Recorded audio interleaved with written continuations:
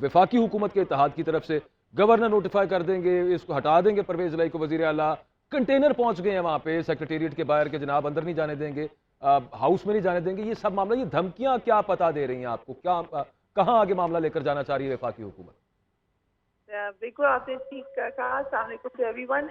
इसमें एक चीज ऐड कर देते हैं, श्योर, तो के साथ साथ वीडियोस एंड ऑडियोज के हवाले से ना सिर्फ खबरें गर्दी कर रही हैं बल्कि उनकी भी धमकियां करती हैं। और ताजा इसी कुछ एंकर ट्विटर अकाउंट पर बताया जा रहा है कि इतनी देर में एक और ऑडियो आने वाली है, इतनी देर में एक और वीडियो आने वाली है।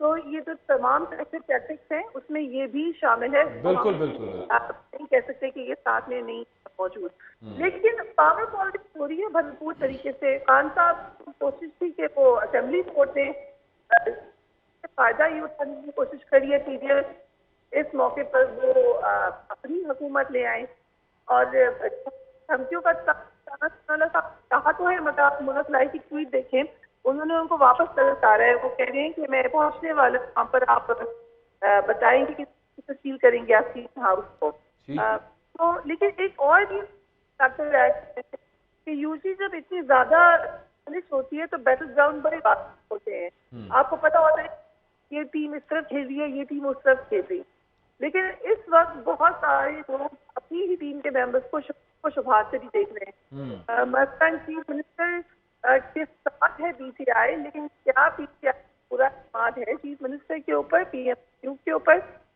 पीएमएलक्यू को दो हिस्सों में बटी हुई है, आधे मेंबर्स एक टीम के साथ, आधे मेंबर्स एक टीम के साथ हैं।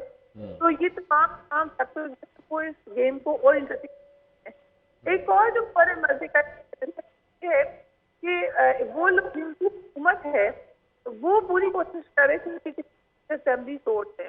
शीमा साहब, सबसे पहले तो ये बताएं कि ये जो आर्ट क्लब रोड के बाहर कंटेनर पहुंचे थे, एक तो पता नहीं चला वो आए कहां से थे, लेकिन मेन रोड है, माल रोड है, और वहां पे लोगों को गुजरने में बड़ा मुश्किल का सामना होता है। वो ब्लॉक होती तो बाकी सारा कुछ हो जाता है। तो वो अभी तक हटवाए आपने कि अभी तक वहीं पे खड़े हैं? सुनहरी चले गए हैं, और मैं समझता हूँ उसी तरह का खुफिया मामला है जिस तरह की कैदियों की वैन और वगैरह वगैरह। ये हम मुख्तलिफ तरीकों से अपने वजूद का एहसास दिलाते रहते हैं और साथ ही थोड़ा सा कानून का मजाक उड़ाते हैं कि हमारे सामने कानून नहीं है कोई चीज भी। तो इस तरह के इम्प्रेशन हैं जो आप कह लें अनसीन किस्म की चीजें हैं। वो मुस्लिम लीग नून किसी का नाम लेके कर जाए या करने वाले करें, बहरहाल मैं समझता हूँ कि इससे रूल ऑफ लॉ वीक हो रहा है इस मुल्क में। इस मुल्क में लोगों का आइन और कानून पे जो इत्मीनान है वो कम हो रहा है, और अगर आइन और कानून पे इत्मीनान कम हो तो उससे मुल्कों की मईशत की बात करें या रियासत की बात करें या आइन और कानून की बात करें, तो जो कस्टोडियन है वो अगर आइन और कानून के साथ खेलना शुरू करें तो फिर आइन और कानून जब नहीं होता तो फिर प्रैक्टिकल रियासत नहीं होती।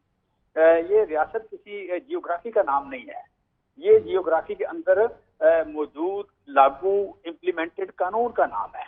रियासत जो है, रियासत किसी एरिया का नाम, टेरिटरी का नाम नहीं है, ये कानून और आइन का नाम है। तो अगर उसके कस्टोडियन अगर उसके साथ प्ले करना शुरू करें तो फिर वो वीक हो जाती है रियासत, और हमारी रियासत बड़ी तेजी से वीक हो रही है इसी वजह से। और आप और मैं, तजिए का भी फायदा कोई नहीं है, क्या ख्याल है आपका? तजिया भी जो है, चलें आप भट्टी साहब से जरा पूछे थोड़ा सा। जी भट्टी साहब। बिस्मिल्लाहिर्रहमानिर्रहीम। देखें काजी साहब या अकबर साहब, ये पाकिस्तान इस्लामी जमहूरिया पाकिस्तान नाम का तो है, ना जमहूरी है ना इस्लामी है।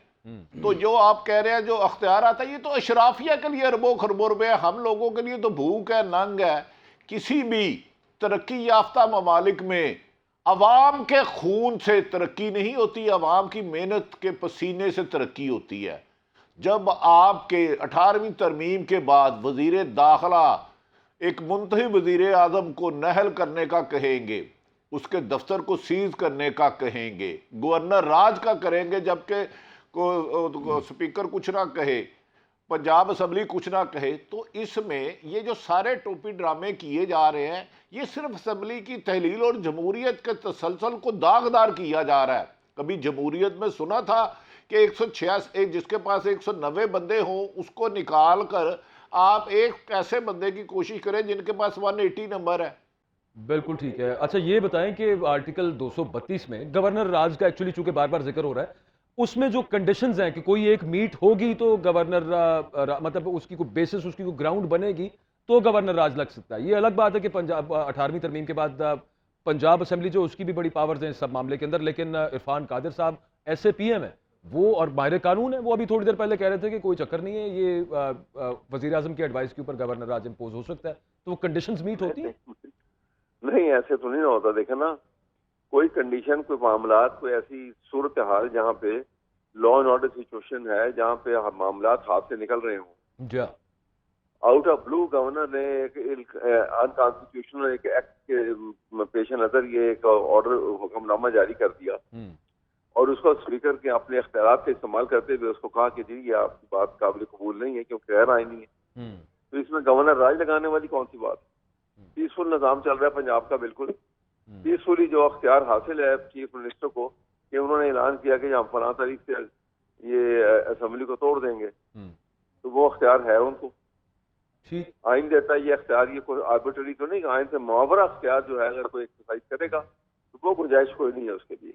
जो स्पीकर पंजाब असेंबली की तरफ से फैसला किया गया है कि अब वो सदर को लिखेंगे गवर्नर के मिसकॉन्डक्ट के खिलाफ, तो आप समझते हैं कि गवर्नर साहब जो इजलास पे इजलास बुलाया, उन्होंने दूसरा वोट ऑफ नो कॉन्फिडेंस का वोट लेने का जो कहा है, बावजूद इसके कि पुराना इजलास प्रोरोग नहीं हुआ, ये मिसकॉन्डक्ट के जुमरे में आता है आपके ख्याल में? बिस्मिल्लाहिर्रहमानिर्रहीम। देखिए, ये मिसकॉन्डक्ट में आते हैं, वो लिखें जरूर, लेकिन गवर्नर के हटाने की सवाबदीद तो सिर्फ लगाने और हटाने की सवाबदीद तो सिर्फ प्राइम मिनिस्टर को है, प्रेसिडेंट लगाते जरूर है on the advice of the prime minister. तो वो लिखे उसको मिसकॉन्डक्ट, तो उसकी अपनी प्रोसीडिंग्स होंगी, लेकिन उस गवर्नर हटाए तो गवर्नर जो होता है अपना pleasure of the president hold करता है ऑफिस, कॉन्स्टिट्यूशन यही कहता है, तो उनका हटाने का। लेकिन ये जो ये आपने बात सही कही कि अभी पिछला जो सेशन है वो फरोग नहीं हुआ। आर्टिकल 130 सब क्लॉज 7 के तहत गवर्नर जो चीफ मिनिस्टर होता है वो the pleasure of the governor hold करता है, लेकिन चीफ मिनिस्टर किसी वक्त भी उनको कह सकता है कि वोट ऑफ कॉन्फिडेंस लें, लेकिन उसके लिए उसको स्पेशल सेशन बुलाना होगा। तो क्योंकि अभी ये सेशन चल रहा है तो इसमें इस वक्त मेरा व्यू ये है कि वो इस वक्त सही है कि वो नहीं बुला सकते। फिर आप देखिए एक रूल 22 भी है जो पंजाब असेंबली रूल्स के तहत है, उसके अंदर एक मेंबर मूव करता है एप्लीकेशन वोट ऑफ कॉन्फिडेंस की, लेकिन चीफ मिनिस्टर की कंसेंट उसमें होती है, उसमें फिर तरीकाकार मुरतब किया किस तरह से होगा। फिर अगर गवर्नर कहता है कि जी आप ये वोट ऑफ कॉन्फिडेंस लें, और अगर चीफ मिनिस्टर नहीं लेता वोट ऑफ कॉन्फिडेंस तो वो तस्वर किया जाएगा कि he has lost the majority. फिर वो एडवाइस कर सकता है प्रेसिडेंट को कि जी the chief minister has lost the majority. अच्छा, ये है तरीकाकार। जी बिल्कुल ठीक है। इरफान कादिर साहब हमारे साथ मौजूद थे थोड़ी देर पहले, तो जुबैरी साहब ये फरमाइएगा कि वो ये कह रहे थे कि स्पीकर ने अपनी जो रूलिंग दी है उसमें जिस फैसले का मंजूर बट्टू बनाम सरकार का जो उन्होंने हवाला दिया, जो नजीर पेश की है, वो उसकी कोई अहमियत नहीं है, सिर्फ कॉन्स्टिट्यूशन की अहमियत है, आर्टिकल 130 क्लॉज 7 की, बस। नहीं, बात तो सही कह रहे थे, इस तरह के कॉन्स्टिट्यूशन तो सबसे बड़ा लॉ है, लेकिन जजमेंट जो है कोर्ट की जजमेंट की बिल्कुल हैसियत होती है, फॉर द सिंपल रीजन कि वो कोर्ट के पास अंडर दिस सिस्टम हमारा जो है ट्राई कोऑर्डिनेट का जो इंटरप्रिटेशन ऑफ द कॉन्स्टिट्यूशन या कानून होता है वो कोर्ट का इख्तियार है।